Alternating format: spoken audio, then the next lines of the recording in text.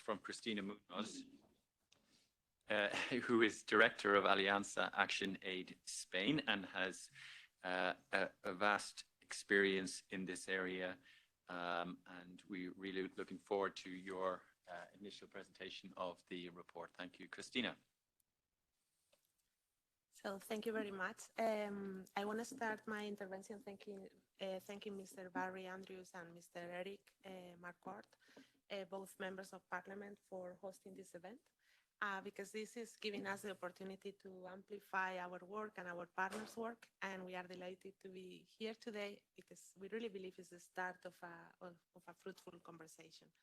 Then secondly, I want to extend this thank you to, and a big thank you to our partners in the region who have cooperated with us developing this policy brief that you will have available here, standing up for our rights, feminist insights from the Ukraine response. More than 28 partners have cooperated with us in developing this policy brief, and 20 of them have endorsed it. Some of them are here today, and this is a small piece of the great work that they are doing. ActionAid is learning from your experiences, from your reflections, and from your resilience, both personal and organizational resilience.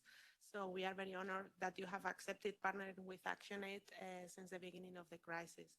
And then I want to make some recognition also to the team of ActionAid, because I really think that the team is always committed to finding ways of showcasing the different angles of discrimination and vulnerabilities and exclusion in crisis under feminist lenses. And for us, this is critical and very important. So thank you also for the attendance, both online and face-to-face. For those of you who doesn't know us, ActionAid is a global federation that is present in more than 50 countries, 60 countries worldwide. And ActionAid Spain was appointed to lead on behalf of the Federation on this humanitarian response to the crisis on behalf of all the members. So since March 2022, we have been running a partner-led response in 4 countries, in Poland, Moldova, Romania, and of course in Ukraine. And ActionAid humanitarian work is guided by 3 components that you will see how we develop it throughout the session. First of all is shifting power. For us, this is critical. We want to shift from a male-dominated humanitarian system to one where women and other excluded groups are empowered. And this brings us to prioritize the collaboration with national and local partners, so this famous localization that is now in the humanitarian agenda. Another very important element for ActionAid humanitarian work is the accountability to affected communities. And then the third one that is very critical here is the women and young people leadership. Because we believe that by promoting the agency of women and young people, especially those with intersectionality identities, and ensuring that their needs and agency are at the center of the humanitarian response is where we achieve impact. So we keep on asking ourselves how a feminist humanitarian response should look like. And this is the question we are making ourselves since the beginning of the response, and what it will imply. So for us, then, a feminist humanitarian response would mean that we take care of the following aspects. First of all, who are the partners that we work with? We intentionally work with organizations that are looking at excluded groups and discrimination. Then how we establish those partnerships. So we want to see how are the relationships that we create with the partner, horizontal, and I will elaborate a bit more further. And what are the issues that we include in a program design? No, women's rights should be at the center. This includes all forms of GBV and protection and prevention of GBV, dignity of affected population, and I think feminism brings a lot of ideas of what dignity will look like in a crisis. And the immediate life-saving support will also look at the triple nexus and how we promote the long-term change, and something that I already mentioned, which is intersectionality.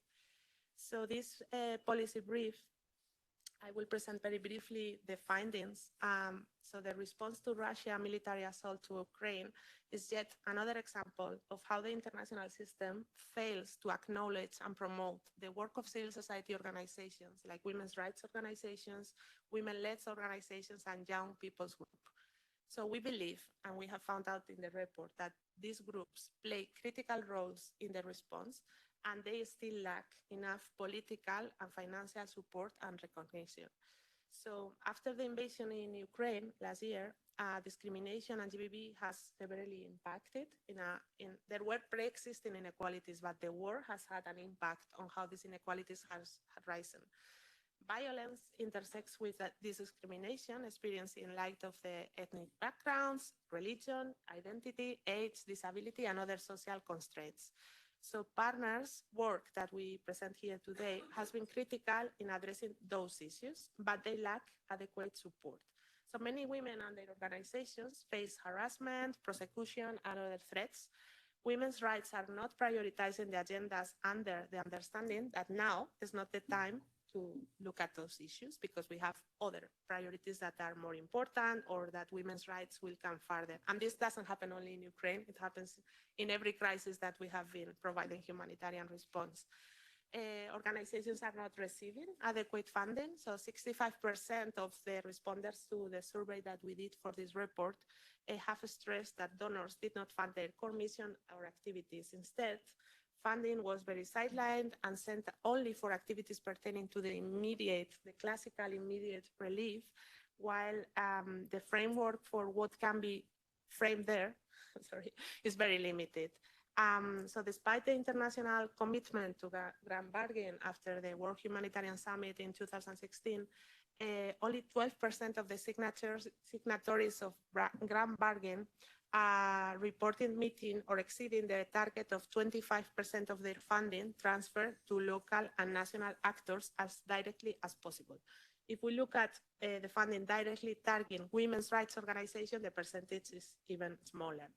So in the Ukraine response, only 12% of the funding is not going to UN agencies and international NGOs. Organizations are struggling to maintain their long-term mandate of advocating against discrimination, including racism and gender inequality. Of course, these organizations are not having a place in government or UN-led decision-making spaces.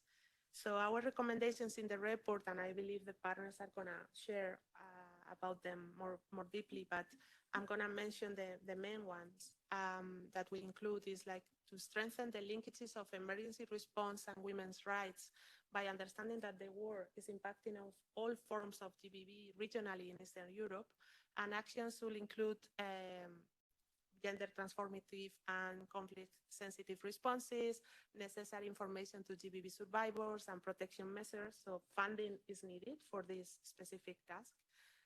Include intersectional gender perspective.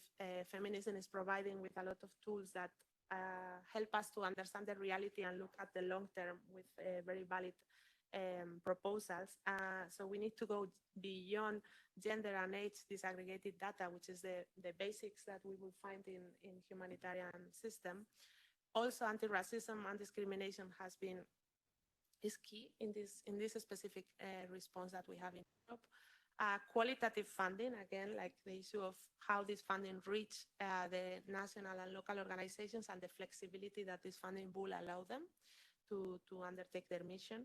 And then meaningful partnerships with more active listening, consultation, involvement, more horizontal relationship with the partners in the response.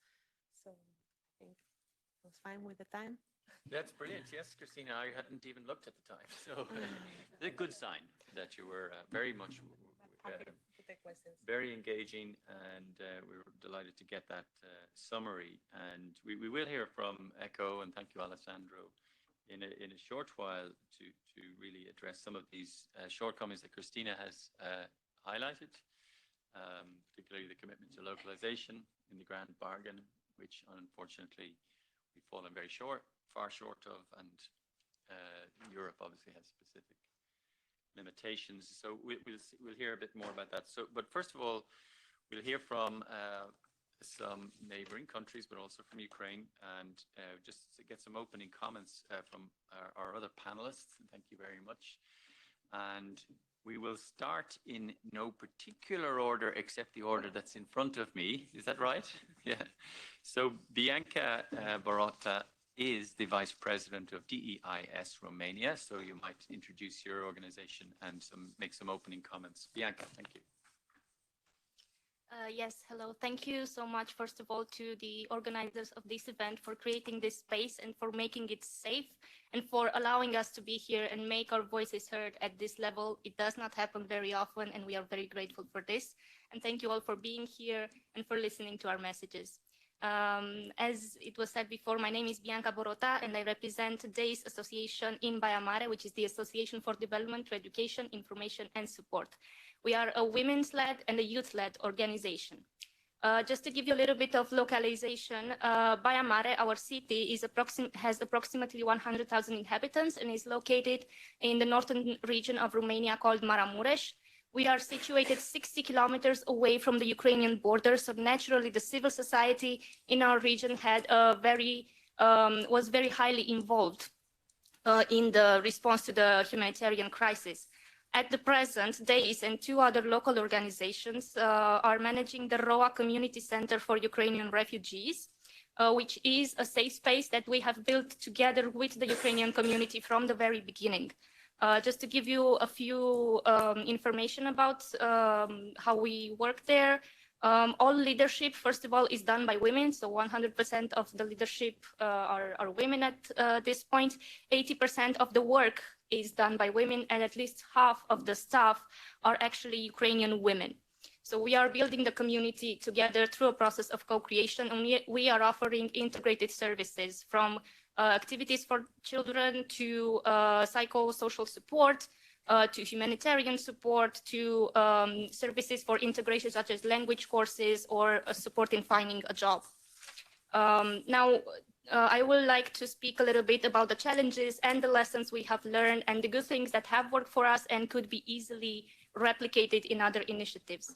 I would like to start with some pre-existing challenges that we have been facing.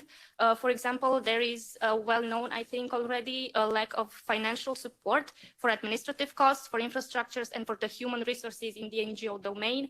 As it was said in the panels before the event today, people in the NGO domain are expected to work for free a lot of the time. The funding is very project-based, and we do not have enough support to become sustainable from this point of view. And then there is a strong lack of recognition and strong lack of trust in women and youth, despite the fact that the results of their work most of the time speak for themselves.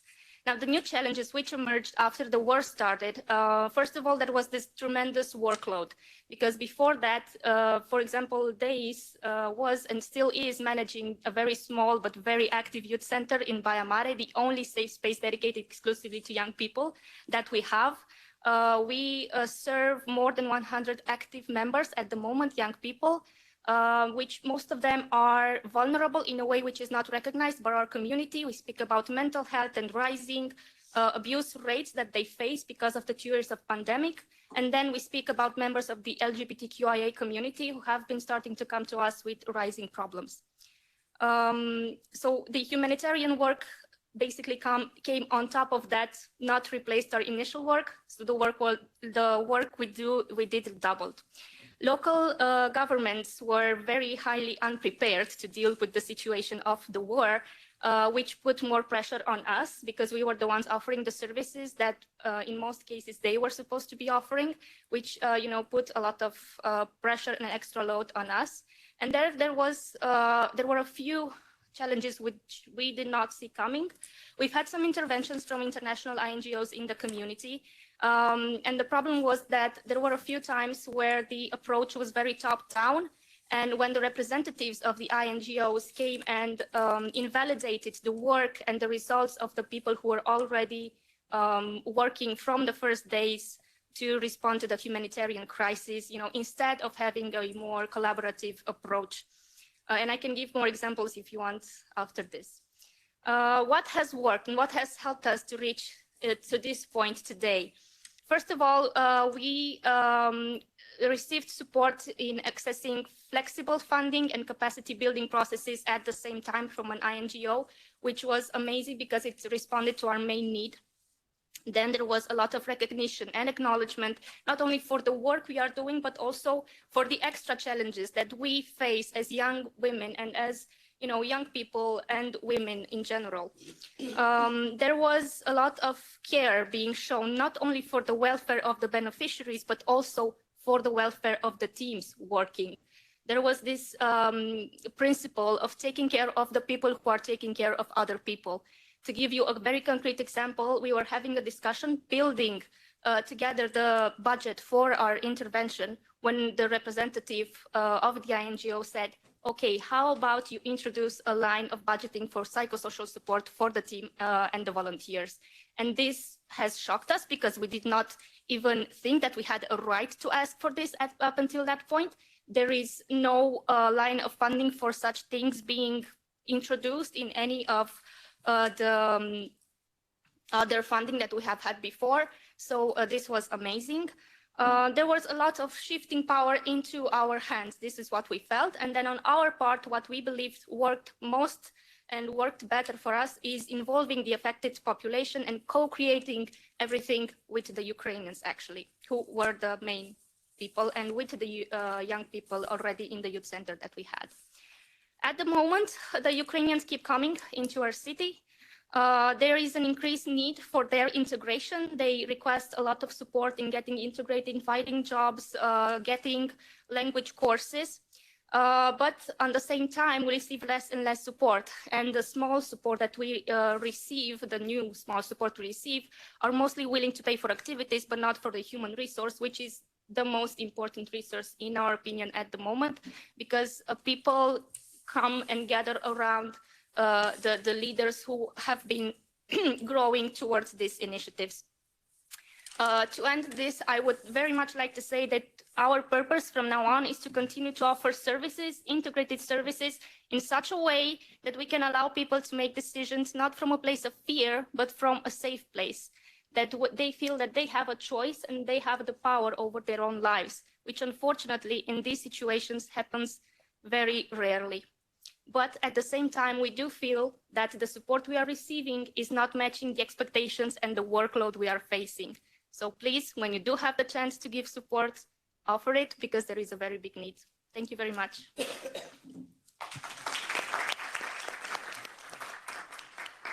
Very good. So an awful lot in there. You packed into the 5 minutes from the challenge. Some of the challenges are very interesting that we can draw on as we go along, and we would like to hear those examples that you offered to give. But so interesting to hear it, and I think the value of this exercise is more than established. So the next speaker is Elena Sirabu, who is president of the Roma Women's Platform Romni in Moldova. Elena, the floor is yours. Ladies and gentlemen, good afternoon. My name is Elena Sirabu, and I am the president of Roma Women Platform Romni from Moldova. Romni is a national NGO who aims to raise up Roma women rights and solutions for their problems.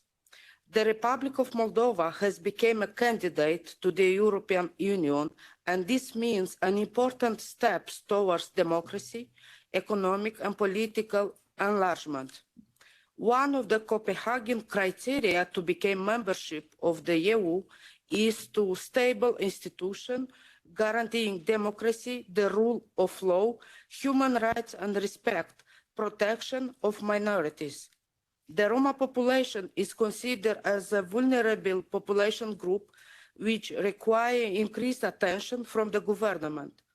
The vicious circle of poverty, unemployment, limited access to the public services has exposed the Roma population to vulnerability and marginalization in the context of the pandemic crisis, and now with the refugee crisis that facing our country. In Moldova, the new medium-term program action for the support of the Roma population 2022-2025 was adopted in September 2022. By virtue of the fact that the Roma population is a community with a complex vulnerability profile, a comprehensive approach is needed to address the problem of the Roma. Given the inadequate level of implementation of the previous action plan for the Roma population in the Republic of Moldova for the years 2016-2020, the low financial coverage and limited institutional capacities, the analysis of socio-economic situation of the Roma population in the Moldova reveals the need to continue these efforts.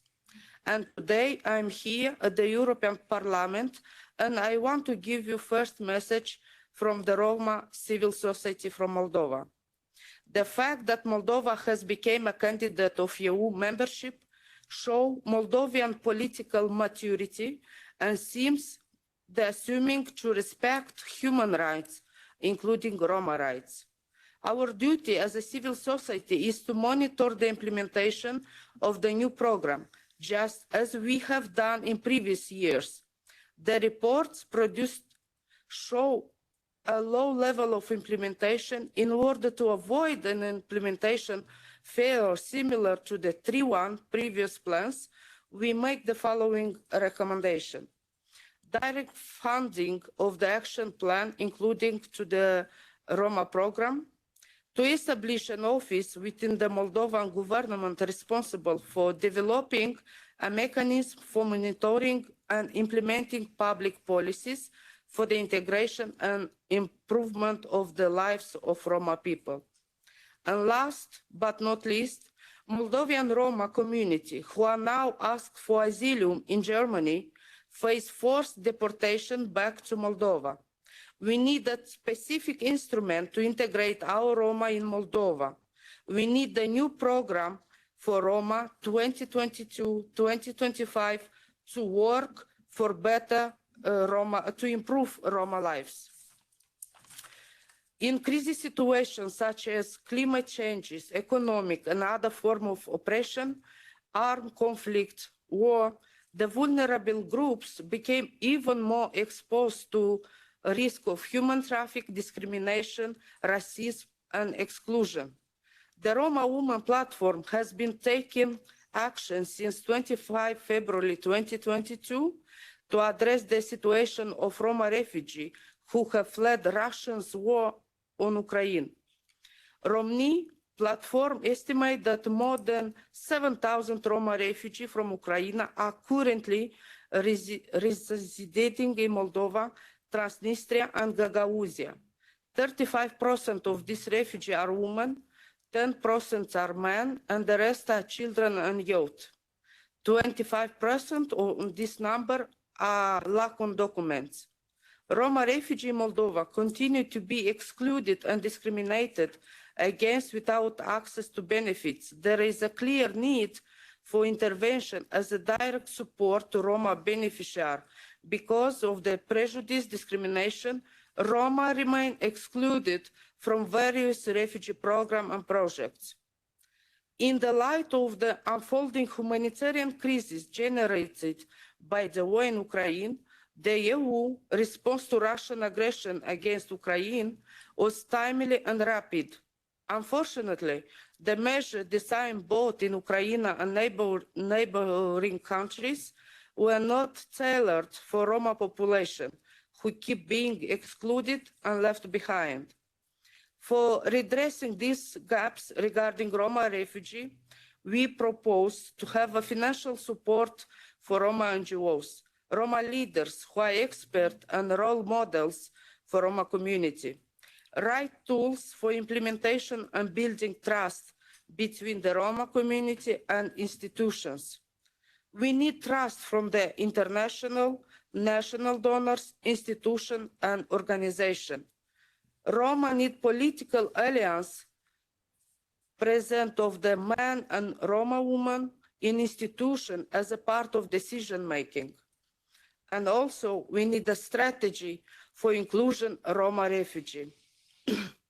At the beginning of March 2022, a group of about 200 Roma who fled the massive attack on Kharkov and Kiev arrived in Moldova and faced segregation and discrimination.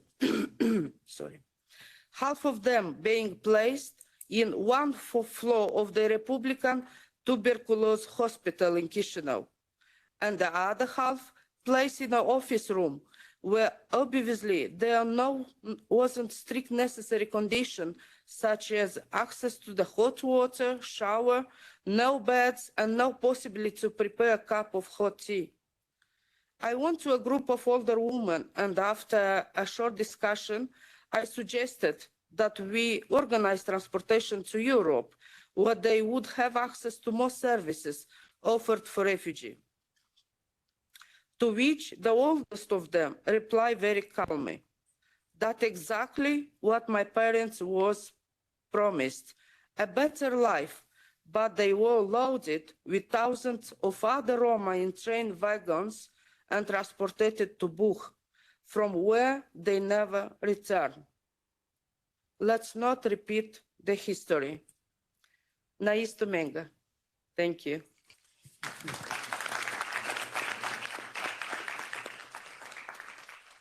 Thank you very much, Elena. That was very clear, and it's a clear story of an existing discrimination being exacerbated by the conditions in the region and generational trauma being reminded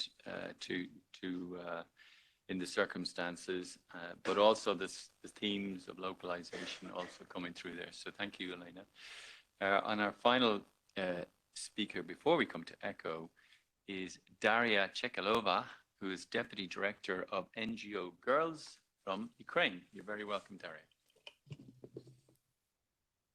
Hi, thank you for having me, and thank you for giving us this floor to present our messages and our experiences here. So my name is Daria Chekalova, and I'm the Deputy Director of the NGO Girls, who is a women and girls' rights organization operating in Ukraine since 2019. I have it better? Oh, sorry. And from the very first day of the Russian invasion, just over a year ago, we have been involved in the humanitarian emergency response in Ukraine.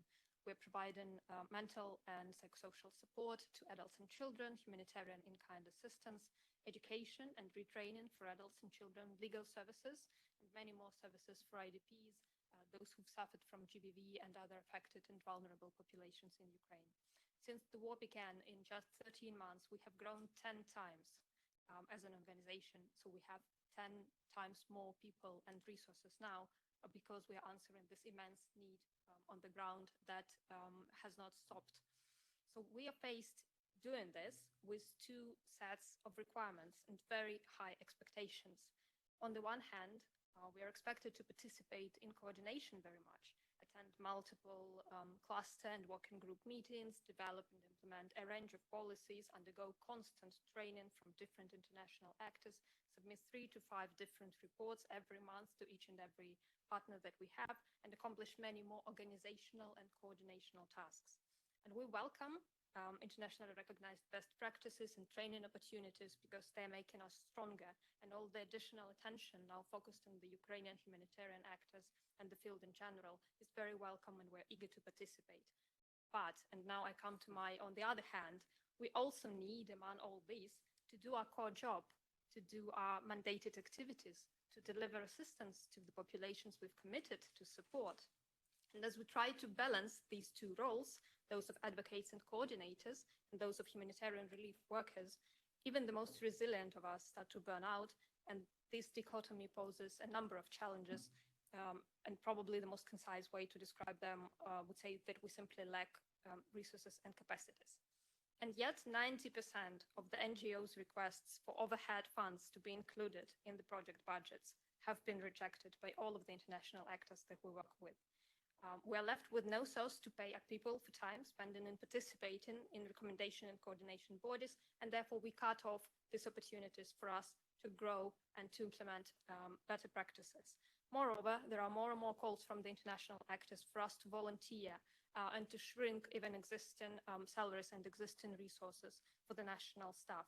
And this leads to brain drain and shift of the experts from the national bodies to international bodies that have resources and capacities they would look into. But inevitably, all of the international actors will leave Ukraine when the war is over, or even sooner than that, but we will be left with no human resources and with no capacities to implement the actions that we've committed to do.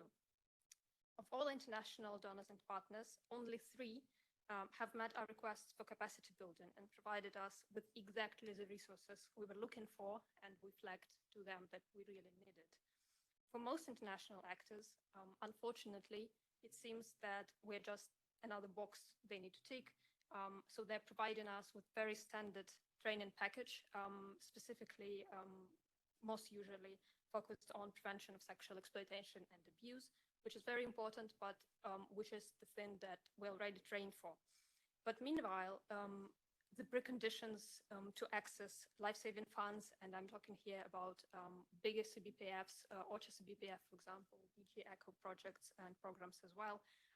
And there are some preconditions like cluster membership, a record of work with the UN organizations, well-developed package of policies. They are remained unfulfilled by many NGOs because we won't have access to training and further capacity building in this regard. And then in this way, a vicious circle is formed where NGOs remain not accessing this, they remain not eligible for this kind of support. But I promised myself that I will focus on the solutions that we can see as much as on the problems we face. And as difficult as the situation may be for the Ukrainian humanitarian workers, we can still see them. My first, probably and foremost call to you as international actors would be to advocate for conscious and very context-sensitive capacity building for local Ukrainian organizations, because it needs to be two-sided. We have many resources and we have much local knowledge and local presence that we can share with the international actors in reaching them. So this process can actually be two-sided. It should be timely, and most importantly, it should be demand-driven. International practices are there to be really valued and used, not being taught repetitively to the audiences that are already aware of them and won't use them in their immediate work. And secondly, I would hope to advocate for more flexibility in the projects that will consider their exit strategies and sustainable long-term impact that they will have. And that requires several points I would really like to stress out. First being better needs assessment. This is a very, very important stage, which is quite frequently glided over and done from the desk without no real needs assessment and needs collection in the regions. The second one would be more possibilities to review and adjust projects while we're implementing them. Unfortunately, in Ukraine, the context can be very rapidly changing, and the shifts can happen overnight. We cannot afford to spend months reviewing a plan and a budget to answer new needs, to answer new requests, because simply by that time, the project will lose its relevance. The third one being longer projects, be it emergency relief, or be it development, recovery and reconstruction that we are starting to shift towards. And the fourth would be sensitivity to all beneficiary groups. As the NGO providing a lot of support to survivors of GBV and conflict-related sexual violence as well, we would say that these kind of projects, but also other projects aiming to support women, are very often focused only on them and would disregard and exclude children of those women, especially boys, and would not cover them. And it's the same way around with the projects aiming to support children. Their parents are often excluded, and we cannot only support one member of the family if the whole family is facing any kind of problem. So this practice must change. There are many transparent and really resourceful Ukrainian NGOs who are already ready, sort of with the technology to implement large-scale humanitarian project, which can potentially cover the whole country, but are not trusted with them for failure to meet the preconditions that I mentioned before. And I want to signal here that better localization would be most beneficial for donors as well, because NGOs can act more efficiently in terms of time and cost than many bigger, slower organizations, and save more lives as a result. So I would really like to stress out that much has already been done, and we're grateful for all the support we get and for all the wonderful partners that we're working with. It is you who show us that some practices may be changed, and there are better ways and there are better solutions, and we can really hope to do everything differently. But much is still left for us to do, and a huge effort by the local actors is being overlooked. I hope we can change that together. So I will stop here, and again, thank you very much for the opportunity to present.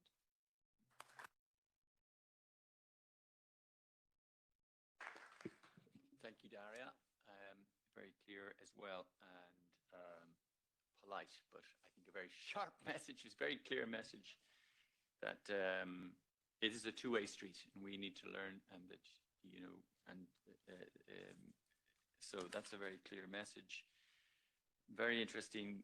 So I used to work for an international NGO, and all of the issues you've mentioned, and all three speakers have mentioned, I'm afraid are not surprising, not unusual, unfortunately, in previous humanitarian situations. So our final contributor today is Alessandro Valdambrini, and Alessandro is the Deputy Head of Unit of Southern Europe and Eastern Neighbourhood in DG ECHO.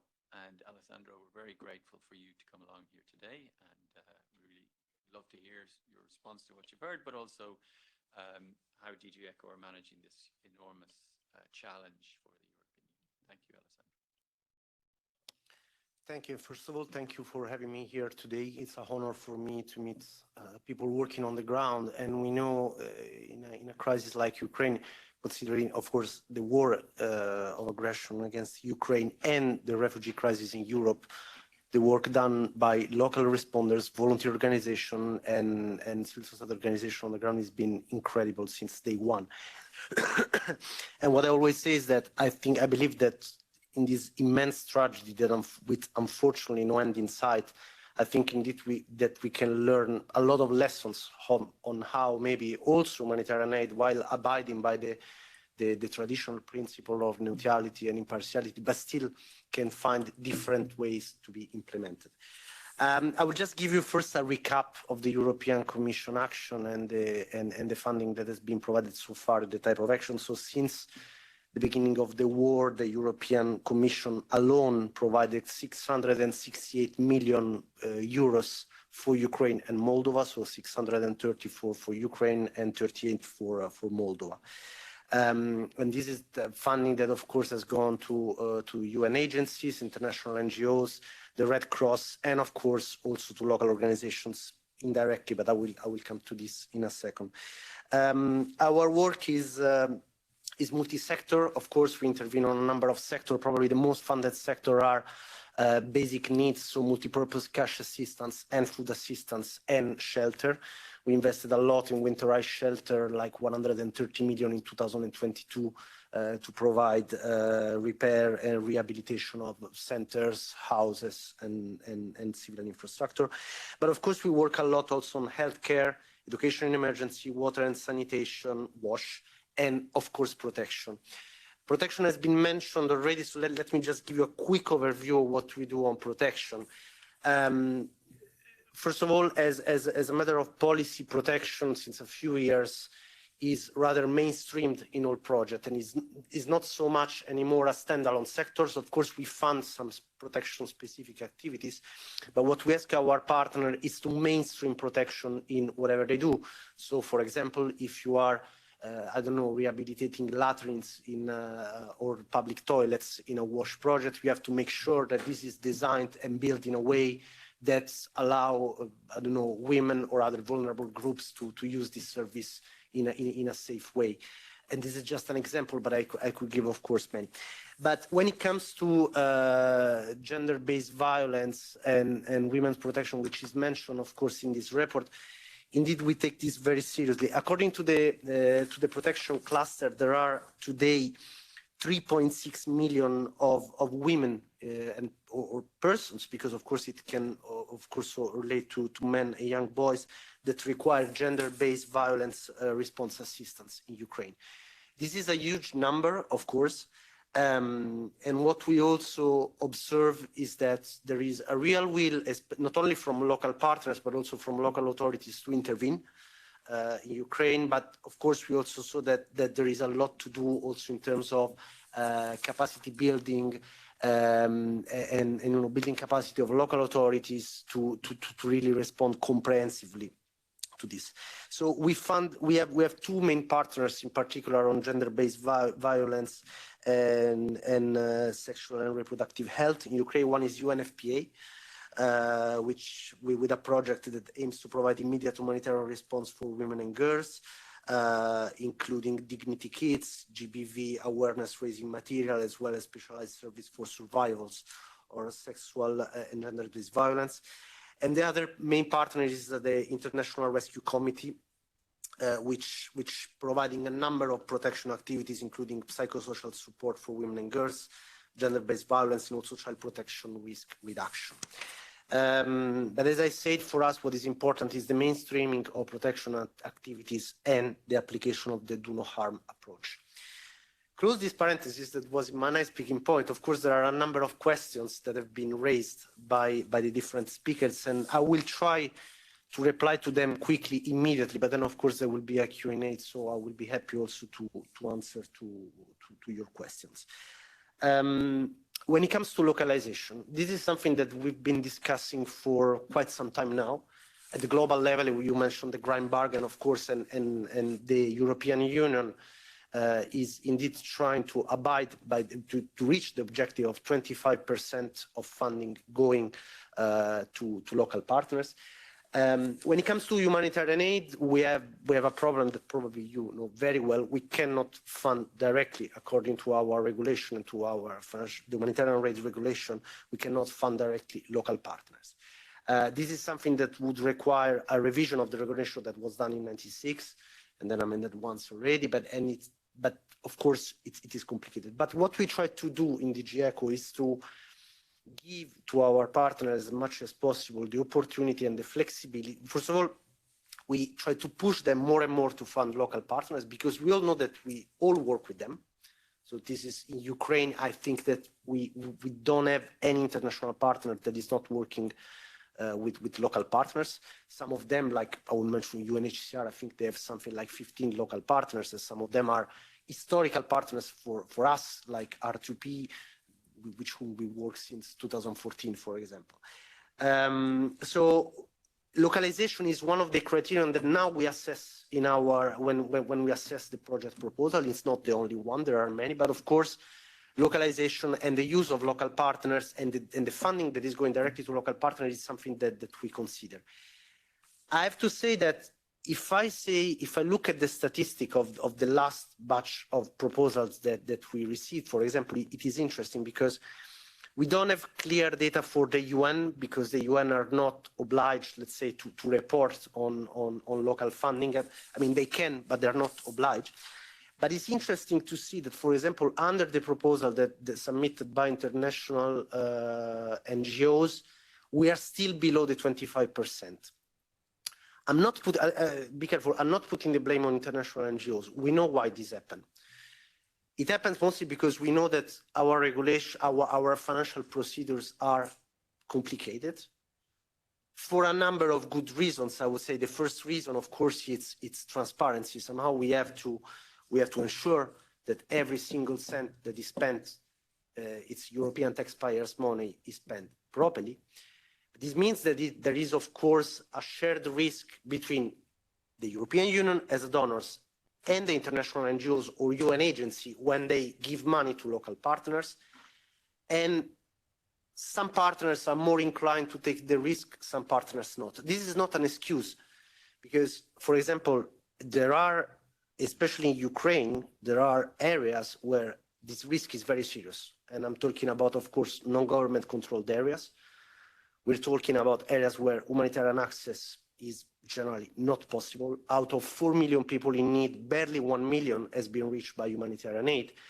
And unfortunately, this is a situation that is not changing. So we know that for partners who want to work in non-governmental controlled areas through local partners, it's very difficult. Because the reality is that despite all the flexibility that we can give to our partners, but still when the Court of Auditors come, and rightly so, they want to know how this money has been spent. So we try to apply as much as possible flexibility, but also flexibility as is limited. In terms of policy, I just want to promote a little bit these guidelines that have just been issued and have been presented last week at the European Humanitarian Forum. They're called Promoting Equitable Partnership with Local Responders in Humanitarian Settings. It's in the ECHO website, it's widely available, and it's a compendium of what eco partners, eco-certified partners can do and should do to increase the presence and to enable local partners. And it's very interesting, the word that is used, equitable partnership, because this is where we would like to go, to consider implementing partners, not just people that is spending some money, reaching some people where the big, let's say the big organization cannot go, but really equitable partners. And when we talk about equitable partnership, I would like to add in the equation, and you mentioned this, capacity building. We believe that in Ukraine, there is an incredible capital of local organizations, some of them more experienced, some of them that can be, let's say, supported to grow up and somehow also, let's say, reach the same level of understanding when it comes to humanitarian principle, let's say work like humanitarian or like more like traditional humanitarian organization, because another question, of course, that we had, especially in the first months of activity, is that in a context like Ukraine, with an ongoing conflict, of course, you can have local volunteers, local authorities, civil society organizations, which are not traditionally humanitarian organizations, but they do humanitarian aid, and sometimes they don't even know it. So what we think that should be done more indeed from our partners, but also from our more experienced local partners, like the ones we've been working with since 2014 or since last year, is how to train all these organizations to make them reach, let's say, the same level of understanding, you know. Of course, there are a lot of activities in this sense. We always invite also all the organizations to participate to the humanitarian clusters that are in Ukraine, because these are good platform to share, to exchange, and to improve the humanitarian action. And another thing that I can announce here today is that we are also funding with the Ukraine Humanitarian Fund that is run by OCHA, which we have been funding before when it was called Country-Based Pool Fund. And it is basically a tool that can really somehow overcome this limitation to reach local partners, also with simplified procedure, so that local partners can get access directly to these funds. But it's true, there is still a lot that needs to be done. As I say, in terms of procedure, we are trying to simplify as much as possible. We are giving a lot of flexibility. But again, we also have some, let's say, legal and financial limitation that we cannot cross. When it comes to multi-year funding, this is another interesting point that you raise. Now, multi-year funding is somehow a tool. Now I'm giving rather a personal opinion. We know that the normal humanitarian financial cycle is 1 year. Then since a few years, we introduced, like, for example, the projects on education in emergency that are minimum 24 months. And on multi-year funding also, we want to increase. But now, multi-year funding is, of course, a tool that is designed especially for protracted crisis. So I don't know, take a case like, I don't know, take a case of like maybe Syria, for example, or Lebanon, or I don't know, Sahel, South Sudan, where definitely you can plan easily for 2 years, 3 years. And we also have the instrument of programmatic partnership that is going in this direction. Now, the case of Ukraine, I believe that it's slightly different from this crisis. Why? Because in the first year, of course, we all have been somehow adapting to a new crisis, and we needed to somehow find the boundaries of this new crisis. You know, we moved from the humanitarian actors moved just working in the East to working in the whole of Ukraine, huge refugee crisis in Europe. We shifted from a caseload of a few million of beneficiaries of people in need to 17.6, and this is not decreasing. So I believe that for the specific case of Ukraine, the multi-year funding somehow will increase by the time. Because so far, I have to be honest with you, we haven't received so many proposals for multi-year funding from being UN or INGOs. And I think this is quite understandable. But I think that this will, I trust that this will increase. So to close, because I don't want to take much time, and I will be, again, happy to answer some questions, if any. There was another point that was raised in the recorded intervention, the question of funding by your colleague, Eric. So it's very simple. Last year, the European Union managed to give this incredible, it's like this big amount to Ukraine. We moved from an average funding of 25 million per year to, more than 500.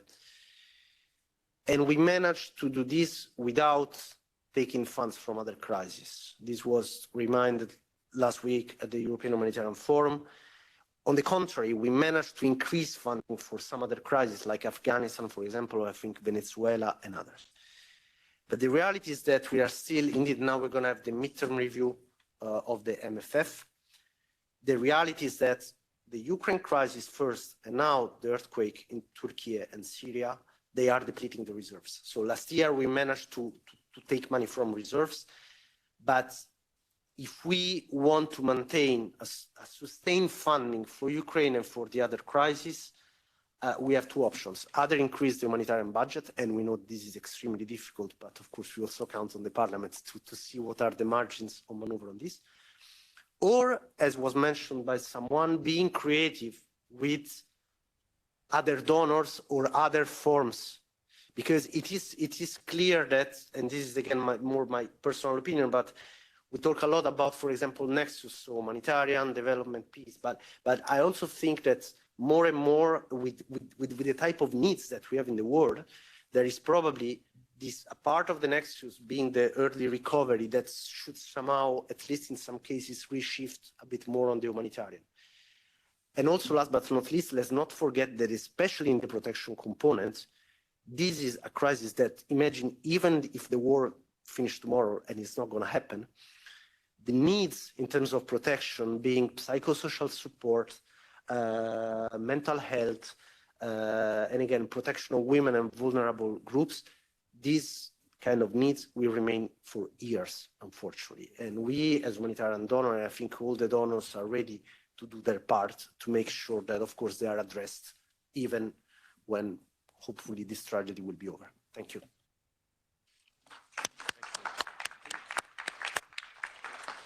Excellent, Alessandro. Thank you very much for that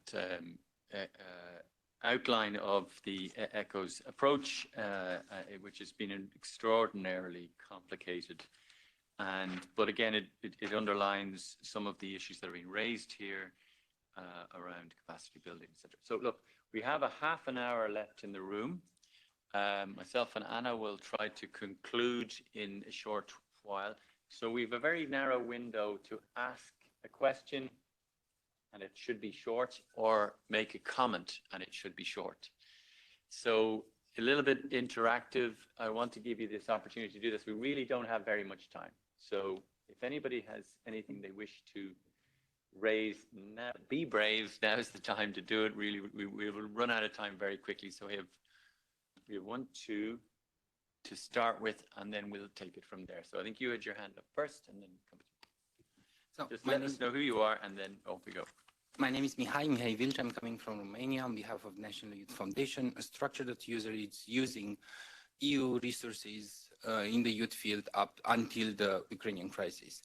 We are part of UNHCR RRP plans, and what I wanted to make a small reality check, because many of the interventions that are reported by UN agencies are actually done by the local and national NGOs who are not receiving resources from UN agencies, although all data collected are reported and are coming back to the Commission, accessing resources in that way.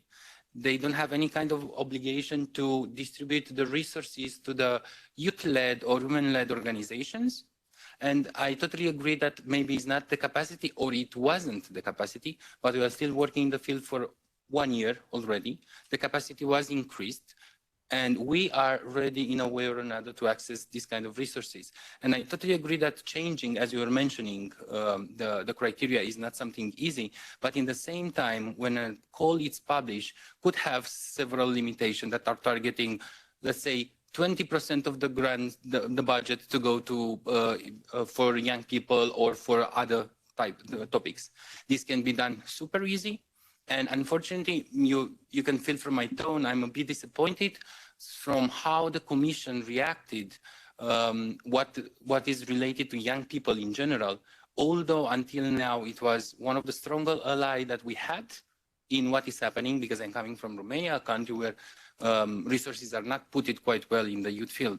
But since the crisis started, it was preferred to give the money to UN agencies and governments without looking a bit too much what is happening at the grassroots and national level.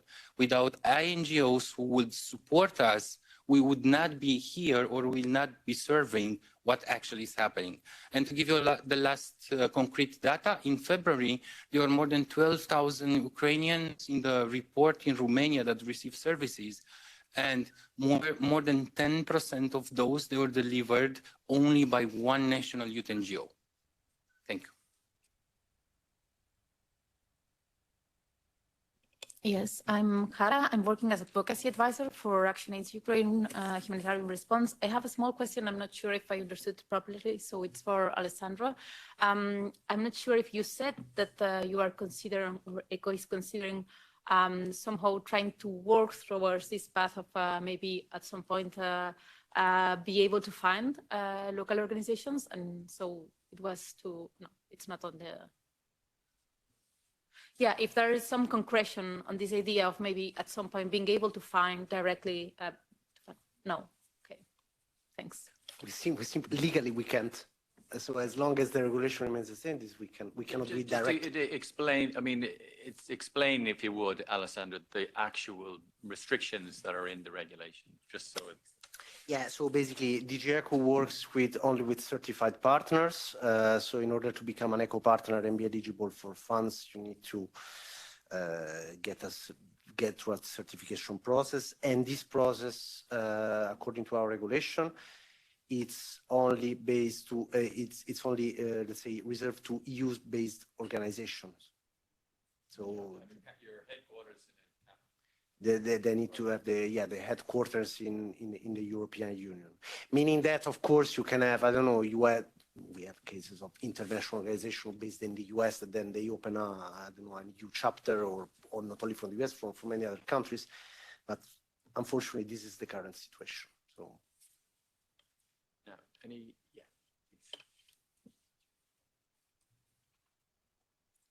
Yeah, I'm just following up a little bit on that comment. I think I went to, sorry, I'm Trina Pender. I'm the Regional Senior Emergency Manager with ActionAid based in Ukraine at the moment. And a couple of months ago, I attended a conference on localization in Kyiv, and there were lots of different local NGOs who were present. There were lots of international NGOs there too, and UN, etc. And it was a whole day conference. And the feedback, it was very strong feedback we were getting from Ukrainian NGOs saying that, you know, we weren't doing what we promised to do around localization. You know, we weren't funding them to the degree that they need to be funded. We were imposing our own kind of sets of standards around, you know, safeguarding, whatever it might be, and not listening to the local NGOs. And I think we've had this conversation so many times, and I understand what you were saying, Alessandro, when you mentioned there's regulations in place, which means that you can't fund, you know, you can only fund your certified partners as DG ECHO. But I'm just trying to put it on the table, I suppose, to see, like, how can we actually change those rules? Because, you know, you're accountable to European tax. I'm not putting this on you, by the way, but you're accountable to European taxpayers, and you know, would the European taxpayers be happy that, you know, this situation is happening because of, you know, accountability to the European taxpayers? I think there's a role for NGOs there as well, you know, that we need to play, whether that's around, you know, bridging that gap or communication or whatever it might be. But I've been in these debates for a lot of years now, and nothing really changes. And I think as the EU, you know, you're a very large player. and could set a strong example. And I think we need to start, not here today maybe, but we need to start planting these seeds and start to begin thinking about finding these solutions. Comments or questions? I'll come back to the speakers in a moment. I think that's it for the moment. So we'll come back to we also want to hear.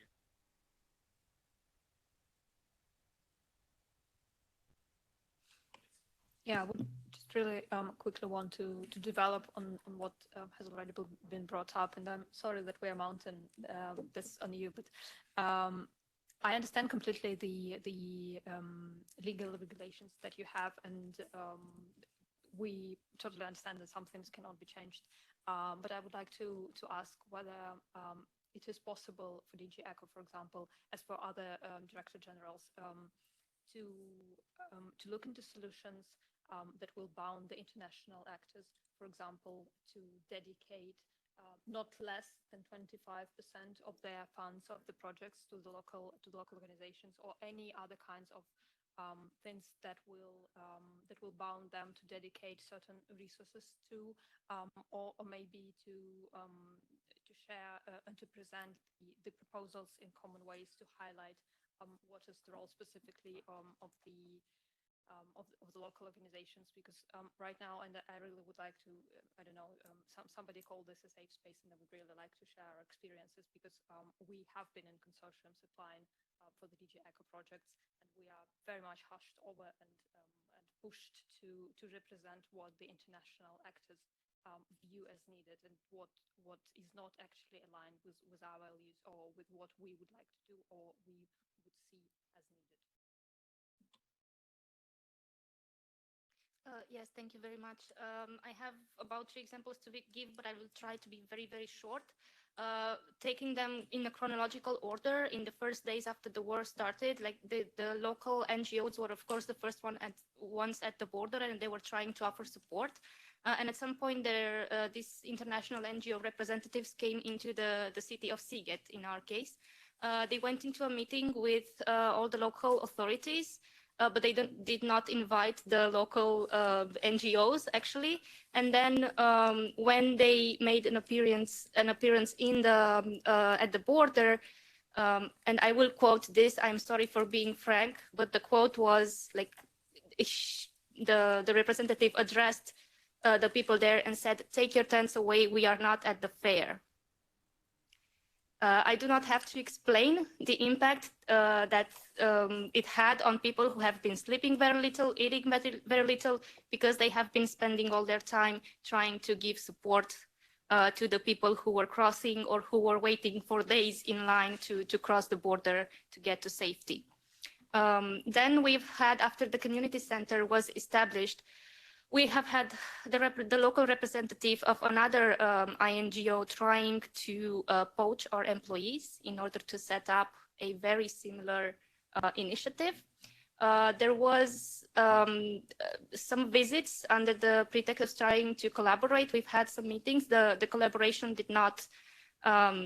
was not fruitful. We didn't get to anything concrete from them, only to find actually last night from the team back home that they are announcing this big opening of, quote, integrated services and counseling center, which is a direct replica of our initiative.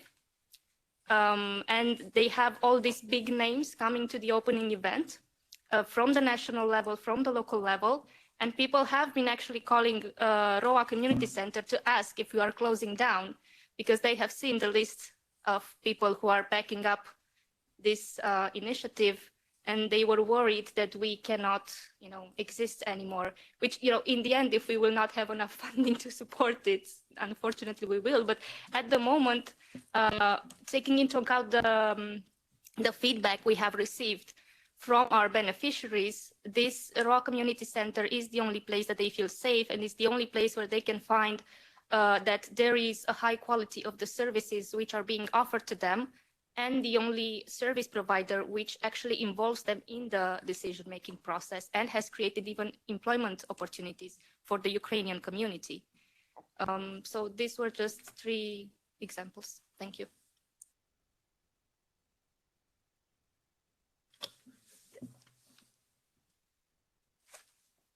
Want to go first? Okay. Yeah, lots of easy questions and probably not a single good answer, but no, okay.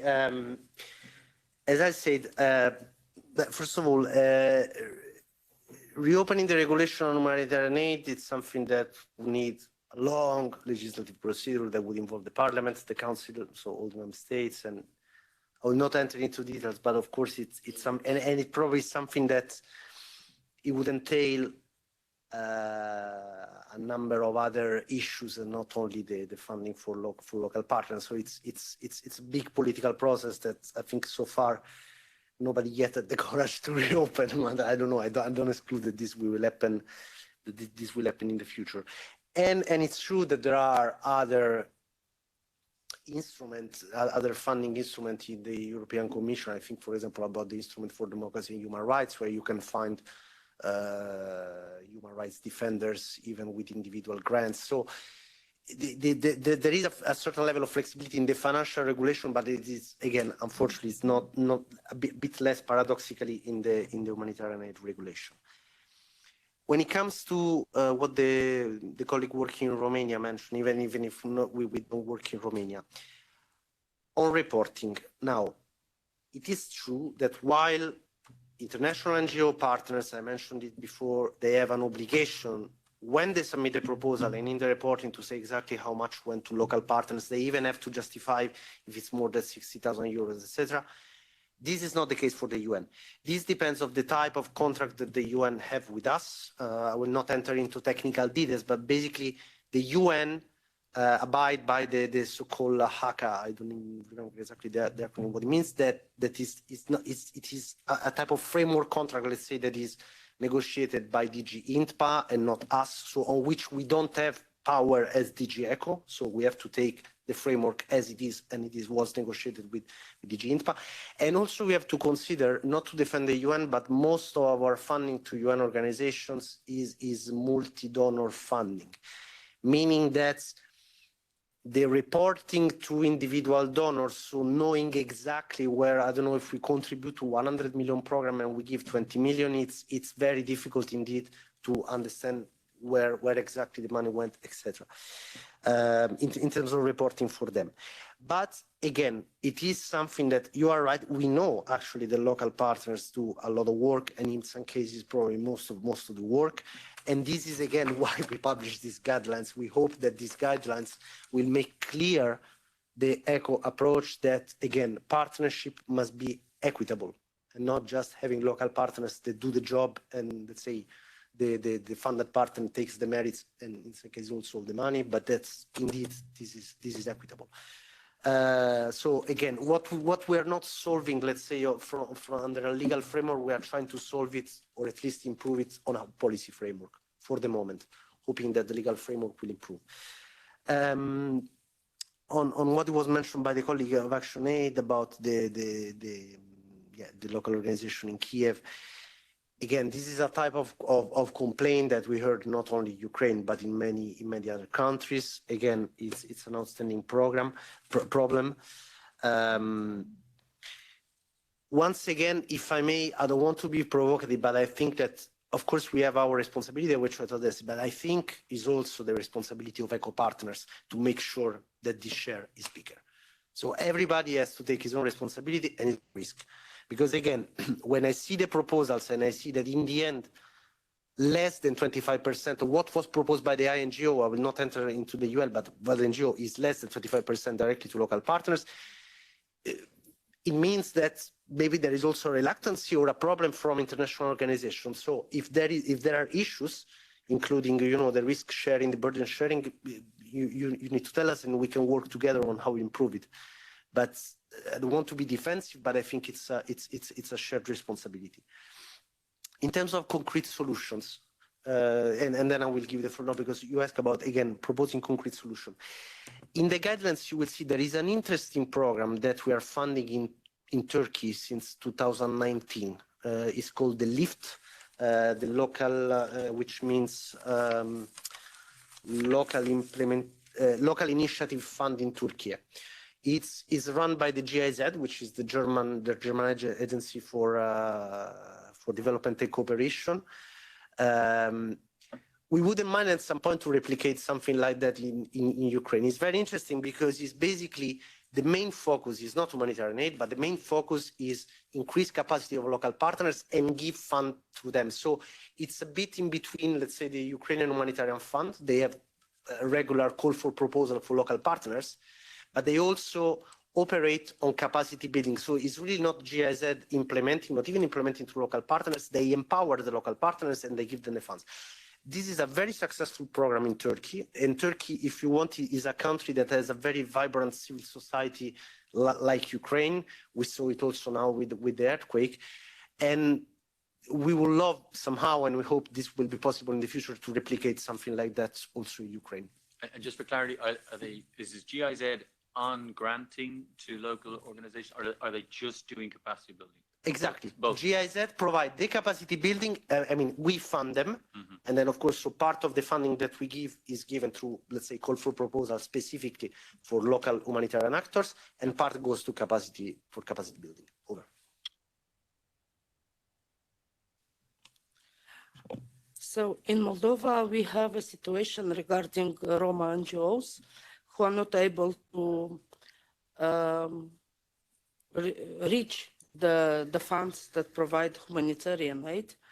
And this is unfortunately very sad, because we have a strong organization. And also want to mention that actually the main donor is able to count if the activities or the project are doubles, because unfortunately we have the cases when the activities are double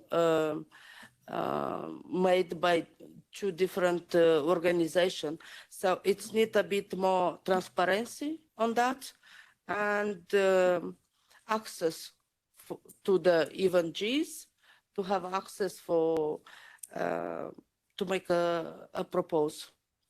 Yes. Thank you, Elena. So, look, we're coming to the end. Are there any final comments anybody would like to make before we begin to wind down?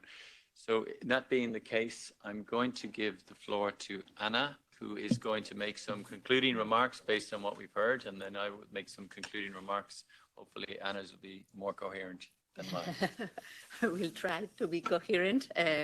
Well, for me, the most important lessons from today's discussion is that advancing a feminist humanitarian response and a feminist agenda within the humanitarian response, it is an intentional journey and it is a collective journey.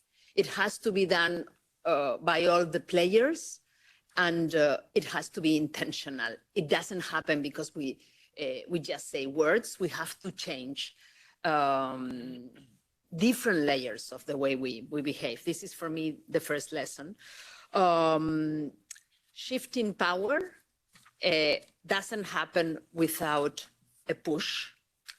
And in the context that we are talking, it requires recognizing the rich local solidarity that has existed from the very beginning of this crisis, understanding that solidarity has been expressed with organizations who didn't have the capacity and the resources to do it, and had to do this huge effort to triple their budgets, their workloads, the volunteers they had, and being cognizant on that and what is going to be the future of that when we stop what we consider the humanitarian phase, that I hope it might happen sometime because the war will be over.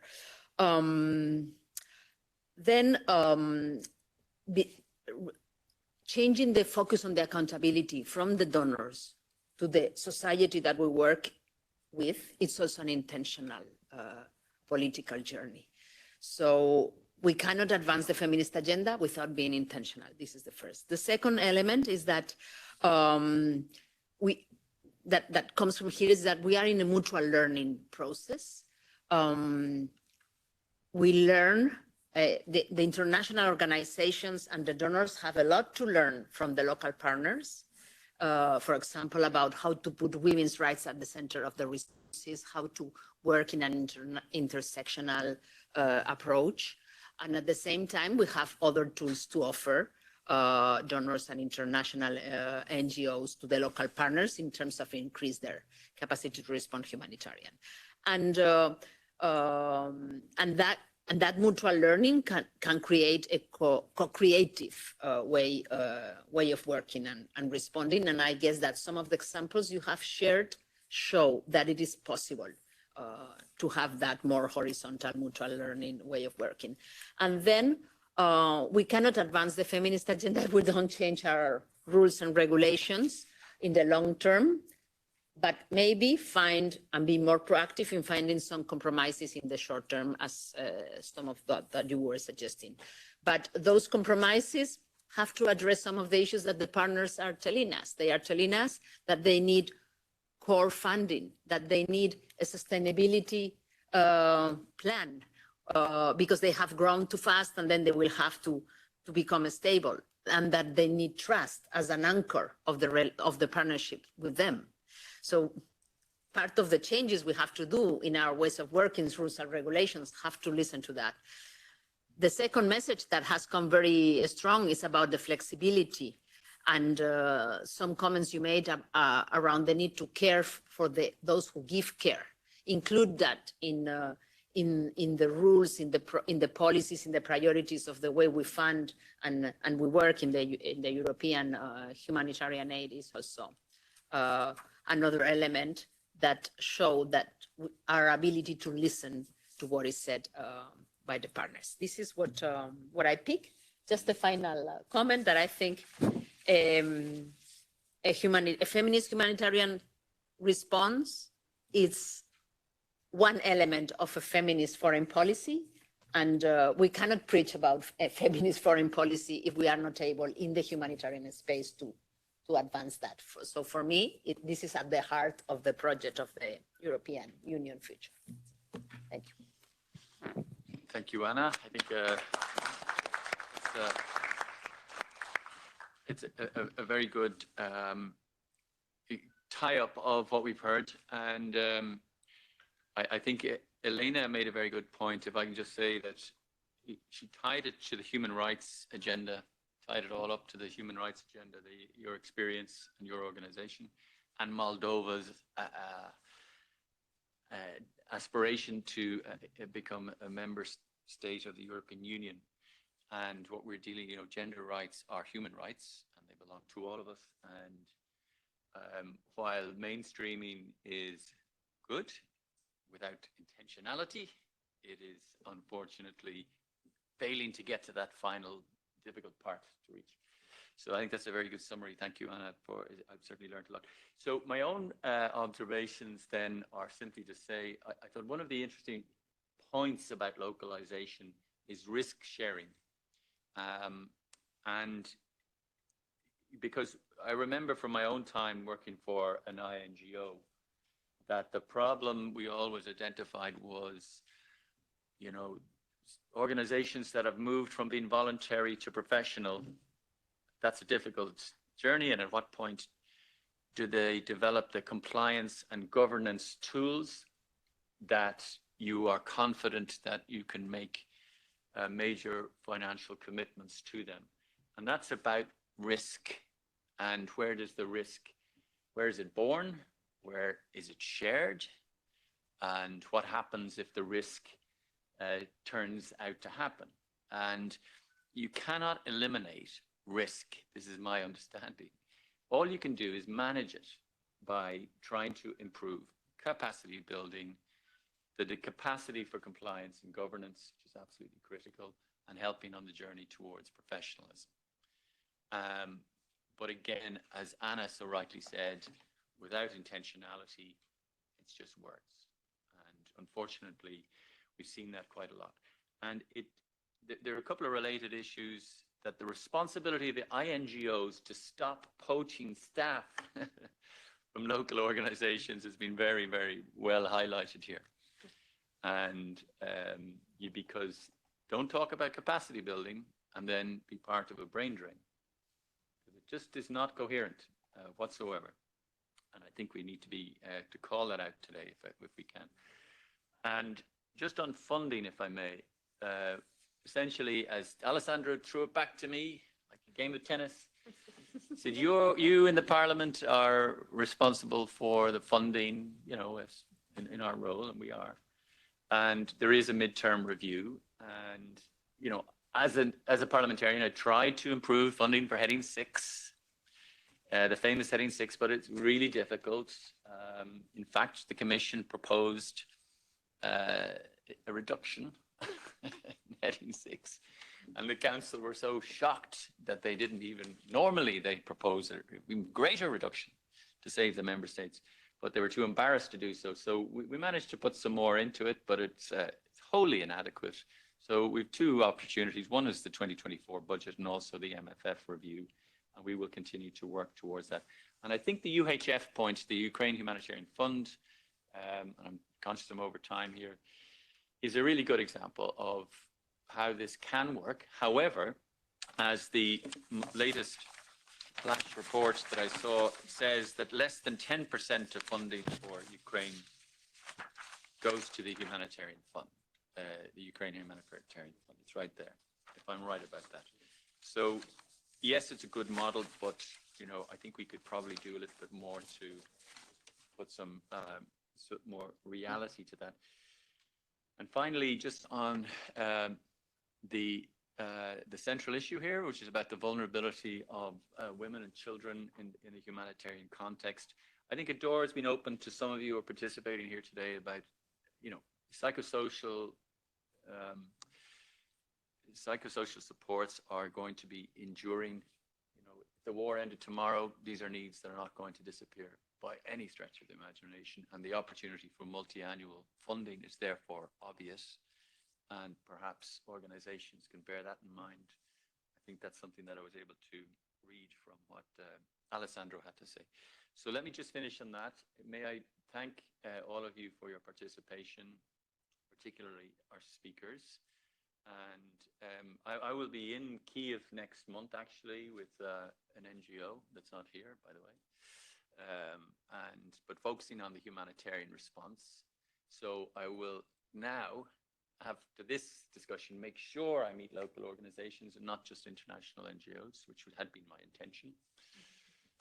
So if nothing else comes out of this meeting, from my point of view, it's been a very, very important and eye-opener. And I also want to thank Eric Marquardt, my colleague MEP, for his co-hosting and his office for today, and to thank ActionAid. And with that, the meeting is closed, and thank you very much for all of your attention.